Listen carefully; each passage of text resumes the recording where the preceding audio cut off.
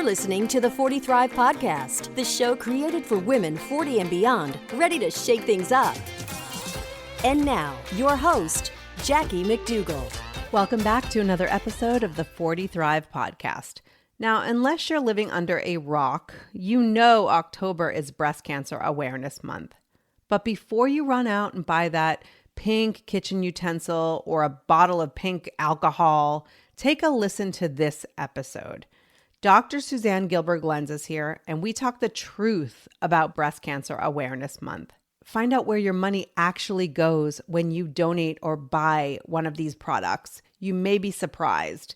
And we provide actual things you can do this month that will support your own health and those around you. I promise there's some really powerful stuff here. Plus, Dr. Suzanne shares her own experience being diagnosed with breast cancer 6 years ago, even after doing, quote, everything right. And she shares resources and nonprofits that actually do great things, not just take donations and spend 80% of it on marketing and admin costs. So let's dive right into the conversation with Dr. Suzanne Gilberg-Lenz. We're in October now, and you know what that means. Yes. Everything is pink. Ugh, so You're gross. wearing pink. Oh my God, I am. I didn't even think about it. So I have my own feelings about Breast Cancer I'm sure you Awareness do. Month, but let's go to yours because you're an actual breast cancer Yes, survivor. I am. OBGYN. Real life. Like you see it professionally, you've seen it personally. You're just celebrating 6 years. Yeah, in October. Cancer-free. Oddly enough, during Breast Cancer Awareness Month, which Wow. I don't know, I wasn't really focusing on that at the time. Right. Take me back though, 6 years. Yeah. To when you were diagnosed. And just give a little bit of your experience. Yeah, well, it was pretty interesting because, I already at that point had been in practice for quite some time. I knew a lot about breast cancer. I had a really close relationship actually with one of the renowned breast cancer oncologists here in California. She would send me a lot of her premenopausal breast cancer patients because she just felt like I related to them well. And so I kind of had to learn on the job. I sort of had this niche, I didn't learn this stuff. I mean, I taught myself. I learned from her. I studied. Who is that doctor? Philomena McAndrew. That's my doctor. Right. She's actually internationally renowned. Yes, she's amazing. And she is so fabulous in every possible way. I always like to say, she was on Oprah, but she's more honored Oh, by was being she my on doctor. Oprah? That's so funny. But she is. She's the kind of person who would be on Oprah. Yeah. However, and I don't mean that, she is unbelievable. She's one of the smartest people I have ever met in my life. I met her as a resident. And she walks into a room and she's so gorgeous. Well, she is absolutely stunning, but she also makes you feel like she has no other patient. You're the only person in the room. She totally knows everything about you. She's so loving and so caring, and then she's totally on top of the science. But she also has a great way of just sort of dealing with you as a human. She ended up becoming my oncologist, is the thing. And which, much to all of our chagrin, nobody was excited about this. Right. But she's funny with me too, because I'll, have my own opinions medically about stuff. And she just is so loving and patient with me about my things as a doctor patient. Ugh, nobody wants a doctor as a patient. But so I remember you writing something about this. And you were like, I'm doing all the right things. You are not only really a medical hard. doctor, but practice in Ayurveda and all this other stuff. And here you are diagnosed. At that point, I'd been meditating for probably more than 10 years, doing yoga, Ayurvedic practitioner, leading what I considered to be as clean and green a life as I could possibly imagine doing in a large city, living the stressful life I was living. I mean, we had remodeled our home. It was a green remodel with, no volatile organic compounds like that. Really. Right. Xeriscaped, we're really in a desert here in LA. My landscaping is all native plants, so I'm not sucking the life out of the planet with too much water. I'm organic. Yeah. We had a, organic garden and everything. Yeah. You're one of those caricatures from LA. It was so ridiculous. But yeah, I am actually, I was. And, I felt, and here is the other thing. I was 47 and I didn't really have what I considered much of a family history that increased my risk. I'm Ashkenazi Jewish, but it didn't seem like we had a lot of ovarian and breast cancer, although in retrospect, we don't have a lot of females on the side of my family that has cancer. And I was kind of in this mode of I don't even know if I want to do my mammograms every year. I'm just being honest. Wow. And actually, I had done my mammogram that year and it was normal. And by the summer, I could feel something under my underarm. And this is so interesting. Like, if you would have come to me as my patient, I would have been like, yeah, you need to get that checked out. And I would have been the way I am, which is like, it's fine, you're going to be fine. But in my mind, I'd be like, bitch has cancer, for sure. I wouldn't have transmitted that to you, but I've been like, that's cancer. Yeah. I mean, hello, how many breast cancers have I diagnosed? Right. Plenty. I felt it and I was like, doesn't feel right. My daughter's bat mitzvah's coming. I'm not going to ruin that shit for myself. I mean, that's literally my thought process. Yeah. How crazy. But maybe helps you understand your patients now. I mean, I understood my patients before. Yeah. Even now, I'm like, But even okay, more so. I know how crazy you are. Yeah. It wasn't crazy. It was my coping. So, and it wasn't like it was 5-6 months from then. It was like 6 weeks. Okay. So I got through the bat mitzvah and I felt it again. And I was like, okay, got to do this. And I, went in and I was 9 months from a normal mammogram. Wow. And I, he biopsied me right away. And I was like, oh. So anyways, that was breast cancer. And one of the things that I did do, I mean, I really had to grieve and mourn a lot, like who I thought I was, what I thought my body could and couldn't do, sort of this perfectionism that was just a complete illusion. Like if I did everything right, nothing bad would happen to me. Right. And I did write about it. Yes. That was, I think the title of it was "I Did Everything Right and I Still Got Breast Cancer." Yes, I'm going to link to that. People went crazy on it. Like I think there were like 10,000 hits or something. It was nuts. I was like, whoa. I mean, obviously I struck a nerve here. Right. So, and it was really intense. Obviously, duh, I had cancer. It was intense. Right. How stupid does that sound? So you went through treatment. Yeah. So I, a couple of things that I did that I really was happy about was I did go back to my roots in Ayurveda. I immediately called in my Ayurvedic community and they really supported me in like coming and helping me like retool how I ate and what I was cooking. I really doubled down on like body work practices and healing modalities and meditation for a number of reasons. The surgery couldn't happen for about a month, which I think was great because in my case, like, and this has happened a lot with patients, they'll be like, okay, next week we're going to do this. No, it's almost never an emergency. Like I need to feel healthy. Right. And then they didn't have all the information they needed to make the decision. So it ended up being a blessing. I had like a month, which was rough, but it was better for me. But I want to stop for a second because that it's never often an emergency because the cancer in 4 weeks is not going to Look, if change you already much. have stage 4 disease, you're going to want to act right away. I had early disease, most likely. I mean, we didn't know for sure till you have surgery. You don't know, but it was clear that it probably was, and it was a quote, good prognostic, type in terms of the pathology on the biopsy. When I love when people say, well, if you're going to have cancer, this is the one to have. Yeah. People say really stupid things to be nice. And you're like, that's not cool. Yeah. You're like, no, I don't think any cancer is the one to have. Well, the other thing that I did also was I allowed my closest friends and family to sort of circle the wagons. And then they were like, we'll deal with everybody else. Like you need to deal with yourself and take care of yourself. Nice. And, my kids were young teens. It was like super scary for them. Right. I mean, my daughter, when I told my kids, my daughter was like 13 and she literally said, are you going to lose all your hair? Like, I didn't even know what my treatment plan was going to be. And she ran out of the room crying. Like the thought of her mother not looking like her mother was so scary to her. Yeah. I mean, it was really, my son tried to be the man. I mean, he was amazing, but he was really angry. It was rough. I ended up having the best kind of breast cancer, whatever that means. I feel like there's nothing wood in here. There it is. Fake wood.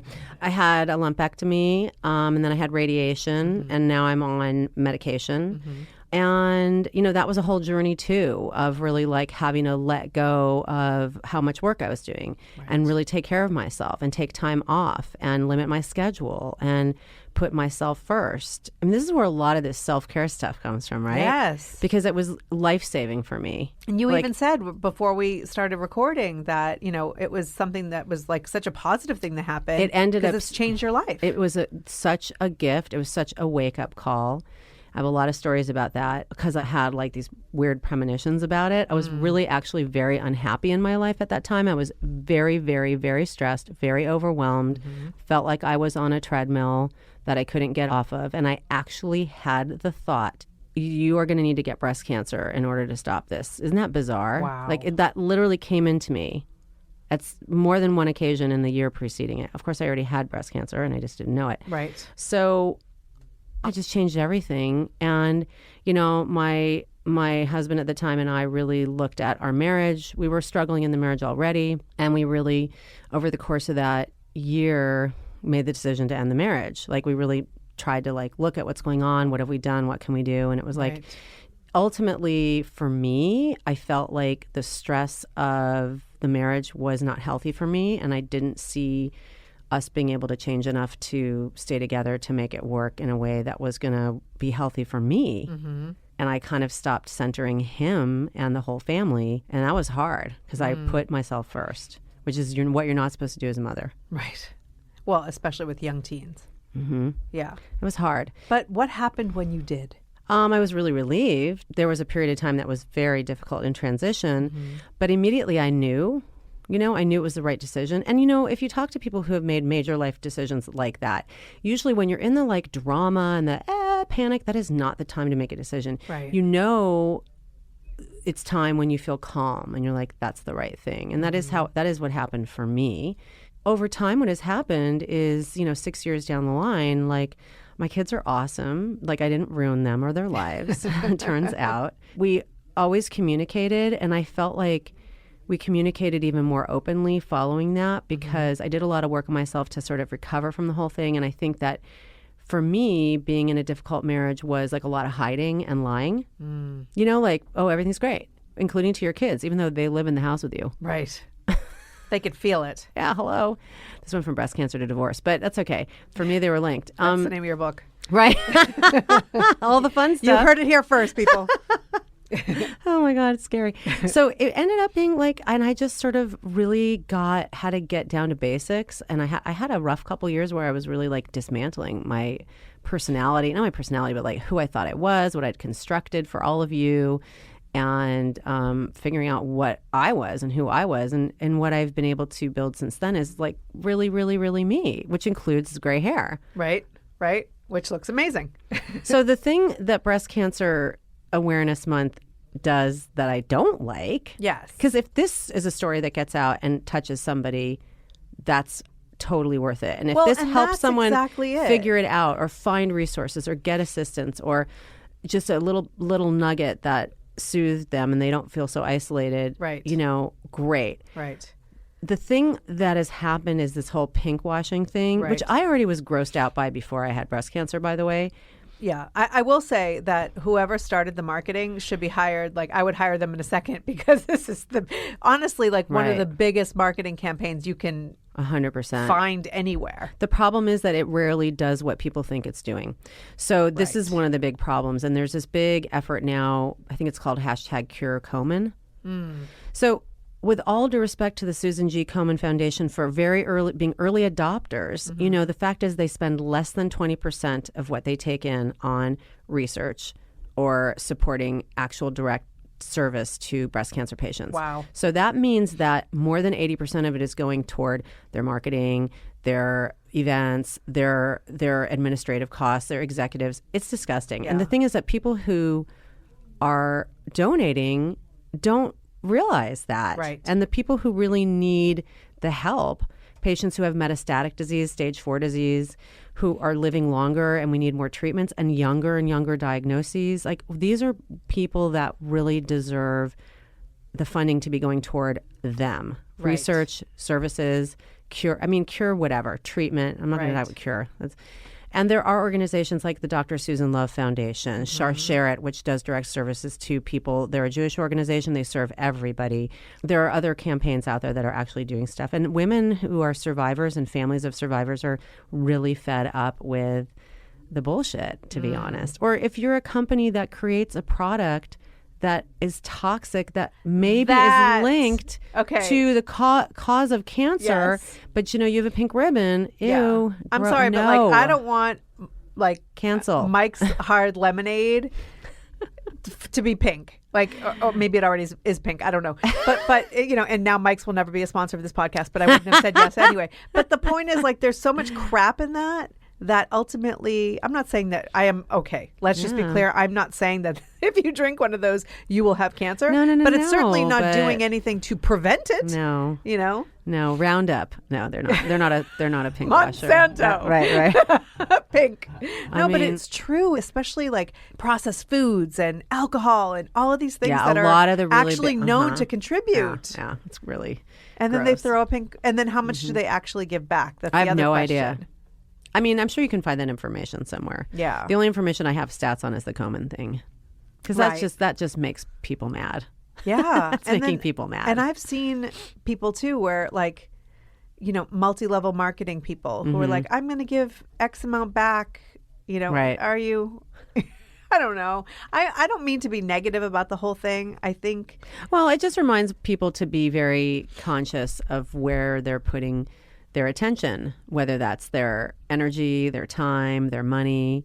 Right. And I think the other thing that be happens, conscientious about it. yeah, just be mindful, just like Yeah. you would with hopefully anything else. I mean, one of the things that I have talked about around this, because I experienced it, and people don't want to hear this, but I think as a breast cancer survivor, I can say this. If you're doing something to make yourself feel better, think twice. This is not about you. Honestly. Tell know me what a I'm little saying? more about that. Like, I think that part of the motivation for like being super visible and like going on a 3-day walk that raises money for, where is that money going? Like, I'm not against people doing things and having fun and like, melding like marketing with good work and fun. I'm Yeah. not against that. Yeah. But I think if really what you're doing here is I feel good about myself. I did this good thing. Just make sure you really know what you're doing. Let's put it this way. Okay. Because if you're just making yourself feel good, that's all you did. And just Right. own that and just say, I just made myself feel good because I really didn't do anything for breast cancer. Right. If, for instance, if you are donating to Komen or, Right. So I know that sounds really harsh and ungrateful, but I don't really care. Yeah. Because that's how I feel. I love that about you. I mean, I do care. That's not true. I totally care. I'm so sensitive. But I let's- don't care enough to not say it. Right. Well, and I think it's really important to talk about. But instead of making this episode about like, okay, that all that pink washing is BS and blah, blah, blah, let's come up with Yeah. how you should spend October. Wow. Well, On what are some of the ways that you can Amazing. actually make an impact yeah. for people who are suffering from breast cancer? Okay, so I mentioned a couple of organizations, and maybe you Yes. can get those up. So if you really want, yes. Susan Love is one of the most important breast cancer surgeons out there, partly because she very early on started educating people about breast health. So number one, you can understand your own breasts. Okay, you can do breast exams. If you have a period, do it after your period's done. You'll be less lumpy, bumpy, tender. You can be responsible about your breast health. You can get your breast imaging if you're from a family that is high risk, or if you're 40 and above. Okay? So number one, take care of yourself. Number two, if you want to involve yourself in the community and helping and supporting others, just do a little tiny bit of legwork. In fact, we'll do it for you even. And make sure that you are donating your time, money, and efforts to an organization that you understand what the goal is. And then I think the other thing is, honestly, health starts with overall. It's not just your breasts, and it's the planetary health. It's what we're consuming, both food, drink, air, chemicals, media, what we're putting into our brains, what we're putting into our thoughts, what we're putting into our hearts, what we're putting out. Stress has a huge impact on all kinds of cancers and chronic diseases. So when we're stressed, our immune system doesn't work as well and doesn't kind of go through our body getting rid of little baby cancer cells. And so if you're super stressed, you're going to increase your risk of all disease. And do you really want to impose that on other people? So maybe think about what's coming out of your person toward other people. And then last, if you want to help people who maybe don't have what you have, Planned Parenthood is one of the most important sources of general women's health for women who don't have insurance in this country. Support Planned Parenthood. They do I don't know how many hundreds of thousands of mammograms a year. Right. So support organizations that care for women that don't have the same kind of access to care that maybe your podcast listeners do. Right. So that's a That's lot of amazing. different things people could do. Yeah. So be mindful when you're donating. Live a like this is my favorite one, where it's live your life in a way that would prevent breast cancer. Yeah. Whether it's decreasing stress, move more, Yeah. look at what you put into your body. Yeah. All of that. I think that's amazing. And third, to, go out. Well, wait, what did you say third? I don't know what the order was, but help other people. Help other And people. then I don't know what I say. Oh, yeah. Planned and Parenthood. imaging. Take care of yourself and your imaging. Planned Parenthood. But I want to add a fourth one, too. Yeah. It's like there are women every day. And so whether it's breast cancer or maybe it's something else, and they're, it's your neighbor or somebody who lives 2 streets over, or it's a friend of a friend, like buy a grocery store gift card or a DoorDash gift card or whatever it is that you can do to like even anonymously. I think that would be an amazing way. Meal provision is a huge thing for a million reasons. When I was going through radiation treatment, so I worked all day. My ex-husband now, but my husband at the time was on location. He was a producer and he was in Utah for most of it, not because he's a jerk, because I needed him to be working. Right. And I had 2 teenagers, so it was crazy. So I was working. I'd finish at like 3:34, go to radiation, come crawl in bed. It was so intense, and this is for like 6 weeks, right? And I happen to be very blessed and have a beautiful community. And my girlfriends had a meal train for me, which is like the easiest thing to do in the world. Yes. You just like literally go online. And even if you don't have 17,000 friends, you'd be amazed. Like people just they want to make a meal for you or order a meal for you. Yes. That was the most important gift, because I got to make sure my kids were eating well. I was eating okay. I felt so loved. Social isolation has a really negative impact on health and on recovery. And so even though I didn't really want to like necessarily see people when they brought the food, and my best friend was like a total pit bull about it. She was like, "You are not to ring the doorbell. You will leave it at the back door. I love You will not her. speak to her." We all need that person. Yeah, and I was like, that's kind of harsh, but thank you. I felt the love, and that really was very healing to me. So that's an easy thing for people to do. And as women, we have such a hard time accepting help. But I always say too, like your birthday is not about you. It's about other people, giving them the opportunity to be there for you. Yeah. And so if you're going through something and you need a little bit of help, let people do it. It's how they show they love you. Yeah. That was a big lesson for me. That was hard for me as a female physician, like to, I had to process a lot before I could even talk about it, because a lot of it was like, I just couldn't handle what your reaction might be. And I didn't, like, my staff didn't know why I took 2 weeks off. Really? Well, my medical assistant did, my partners did, and our business manager did. But the rest of the staff didn't know, partly because I couldn't handle their feelings. Yeah. Yeah, and then you end up having to comfort others through your I couldn't illness. do it. I couldn't do it. I remember that, if you could go back, I have to find the episode and put it in the show notes, but I talk about my BRCA gene, which gave me an 87% chance of having cancer, and my choices through that. And I remember when I had a bilateral mastectomy. I remember that time very clearly. Of course. Because I remember talking with you about it. It was crazy. I think, we met like right around there. Right. We met before it. Maybe you were going through it, but we definitely talked a lot about it in terms of how are you going to manage yourself afterwards. Yeah. And I think at the time, I had 2 kids under 2. So it was, I just was like, I'm going to plow through it like a bulldog, and I sort of did. And then it was actually well after that I sort of had to go through the emotions of it, because at the time it was like, you just do the things, you take the steps. Well, but that is what happens. I can tell you from my own experience, like you're very much caught up in the day-to-day and like sort of getting through the crisis. Right. And I think that that's a decent coping skill. Yeah. And then when it's quiet and you're not running to therapy every day and doing this and having to go to the doctor, and that's when people start kind of having a lot of feelings. Right. It's scary. Yeah. And I remember, do you remember I went to my OB? And I said, because he had told me, don't worry about it. Don't worry about getting tested. And I said, what? My mother was 39 when she died. Like, why? What? And I knew that my sister, who's 14 years older, had, the mutation. And then he said, like, what are the odds? Or he said something like, what are the chances really or whatever? high. And I was like, 50-50. I'm like, I'm not a doctor here, but it seems like the right thing to do. And so I remember after, because it all happened so fast. It was like, you have this mutation. That was December. Then it was like, you need to stop breastfeeding. You need to get an MRI. Oh, look, there's a lump. Oh, look, we can't do a needle biopsy because it's too deep. You have to have a surgical biopsy. And at that point, I was like, why am I going to have a surgical biopsy? You're a carrier. You're a known carrier. Yeah. So I'm just like, go for it. And so it all was like spinning. And then I finally went back to him for, and I had just had a baby, the September before. And I went back and I said, listen, I had the mutation. This is what happened. And I had all these surgeries. And now I'm going to have a hysterectomy.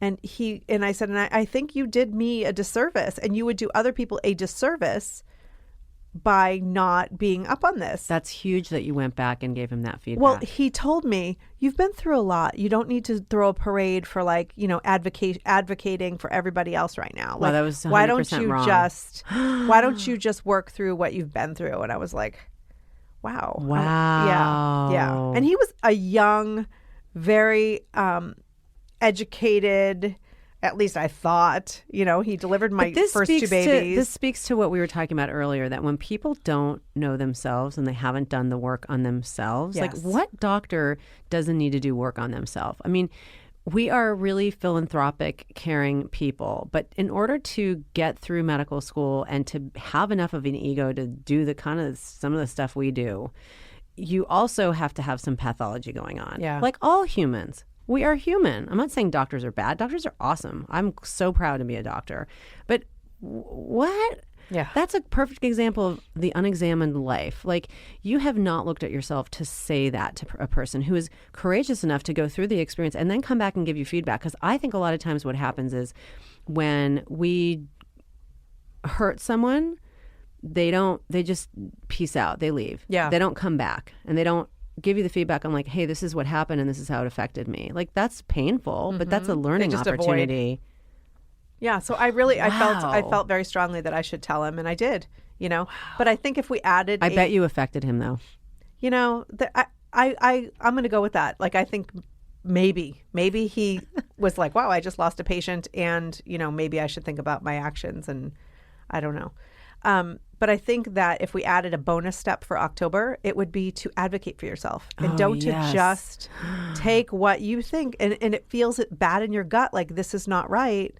I mean, I was 34 years old when this all started. My mom was 39 when she died. So not when she got cancer. Yeah. So for me, it was like, I'm not doing that. And I had little babies, and I was 3 when she died. And I was like, I'm not following her legacy and doing that. It's not going to happen. Like, I'm going to do whatever I have to do. Yeah. And so I advocated for myself, and I continue to do that and find doctors who believe me when I feel like I'm a little crazy, But anyway, so I think that we've given people, given women some positive things. Oh, yeah. If you're going to see the pink everywhere and you're going to acknowledge the month, do it in a way that will really make an impact. Exactly. You're always making an impact. Oh, I love talking to you. I love talking to you Thank too. you so much. Thank you for having me. Thank you so much for listening. If this episode resonated with you, please share it with a friend. You know the one. She needs to hear this. And don't forget to hit subscribe. You'll get every future episode automatically downloaded to your favorite podcast app. No one has time to go searching for every episode. Do it now. You'll thank me later. Until next time, take care and keep thriving.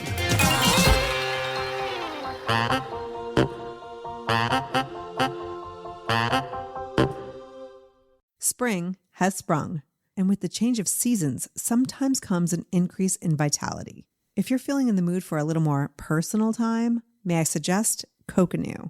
Coconut is all about providing clean and natural ingredients when you're enjoying your most intimate moments, with or without a partner. Naturally safe products developed by people who are obsessed with quality. Get 15% off with promo code GROWNASS at grownasswoman.guide/coconut. That's 15% off with promo code GROWNASS at grownasswoman.guide/coconut.